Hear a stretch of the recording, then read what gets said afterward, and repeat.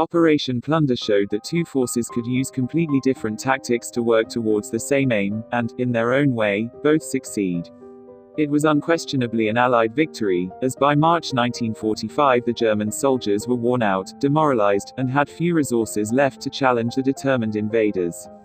Still, they had been ordered by Hitler to fight to the last, so crossing the Rhine was never going to be a walkover for the Allies, and that's without considering the obstacle formed by the river itself. It was fast, lined with many cliffs and high hills, and almost 500 meters wide in places, making it a formidable barrier to cross. Already, hopes of circumventing the gnarly Siegfried Line and ending the war swiftly had been dashed with the failure of Operation Market Garden in September 1944. That being the case, Field Marshal Sir Bernard Montgomery felt that the crossing of the Rhine would only be achievable through careful planning and a precise coordination of forces. He formulated a strategy whereby the US, Canadian and British forces would work together to secure two solid bridgeheads on the river, with the aim of splitting up the German defenders, then hopefully circling and taking the industrial Ruhr Valley. The 21st Army Group, led by Monty, was to cross first between Emmerich and Dusseldorf, while General Omar Bradley's 12th Army was to support the main thrust by crossing next between Cologne and Koblenz. Meanwhile, a second US force, the 6th Army Group, was to cross much further south, at Mannheim, helping to drive the German soldiers up towards the other two. The whole operation would be supported by the largest airborne operation ever seen, to hit Wesel and support the British thrust. Montgomery meticulously ensured that, once his bridgehead was forged, there would be adequate resources and men available to hold it. According to the Reader's Digest's The World at Arms, this meant amassing 59,000 British and US engineers and 250,000 tons of material and supplies.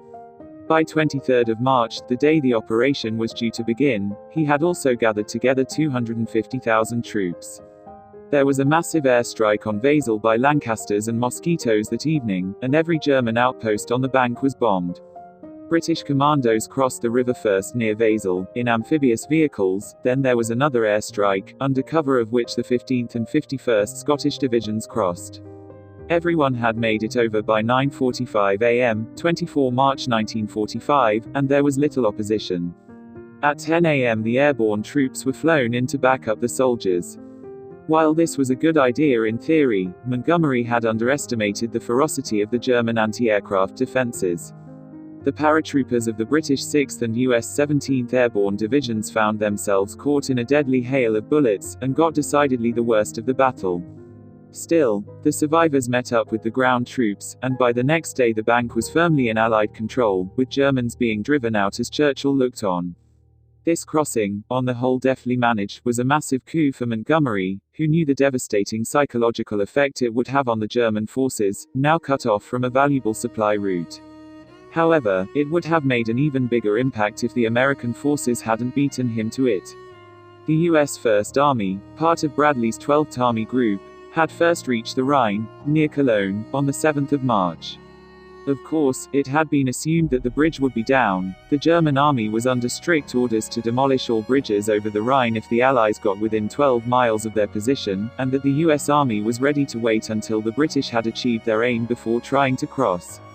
However, the first man to look over the gorge at Remagen, to his absolute amazement, that the Ludendorff Bridge was standing intact. Consequently, the men made a headlong dash over the bridge, pursued the whole way by shellfire from guns on the riverbank and machine gun fire from two towers, not to mention the odd explosion as the frantic Germans attempted to blow the bridge. They succeeded in damaging it, but it held firm. They emerged panting, as the first Allies to make the crossing to the east bank of the Rhine, 2 weeks ahead of Montgomery's painstakingly designed timetable. Bradley was absolutely elated, and proudly reported his achievement to his somewhat exasperated commanders. The World at Arms quotes one of Eisenhower's senior aides as saying, "Sure, you've got a bridge, Brad, but it's in the wrong place. It just doesn't fit the plan." It certainly didn't. Montgomery's forces weren't in place near Wesel until the 10th of March, and even then the great commander refused to make a move ahead of schedule, until all his men and supplies were exactly where they needed to be. Patton's US Third Army, meanwhile, the southern force due to drive the German forces out of the Saarland, was still busy fighting its way to the river. Nobody was ready to back him up, and Bradley's army would have been dangerously exposed if it had struck further east of the Rhine at that time. However, he'd taken the initiative when it was given, and there he was. "What in the hell do you want us to do? Pull back and blow it up?" he rather petulantly exclaimed. In the end, his army was ordered to sit tight and secure the bridgehead until the others were in place.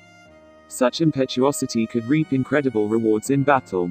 Sometimes, as in Operation Cobra, acting quickly when a weakness was spotted allowed Bradley's forces to make massive, game-changing advances. However, there was something to be said for Montgomery's careful planning. There was little point in breaking a line when you hadn't the troops or resources to back up the push, and Bradley had perhaps acted a little hastily. Then again, it could be argued that the airborne support was one step too far in Montgomery's plan, and, since the infantry and tanks were getting along fine securing the bridgehead as it was, were not really needed. If the airborne divisions had not been sent into the area, many paratroopers' lives would have been saved.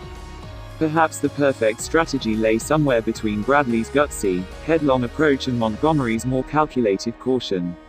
In this operation, though, both achieved their own successes, and both unquestionably helped to advance the Allied position, thereby hastening the end of World War II.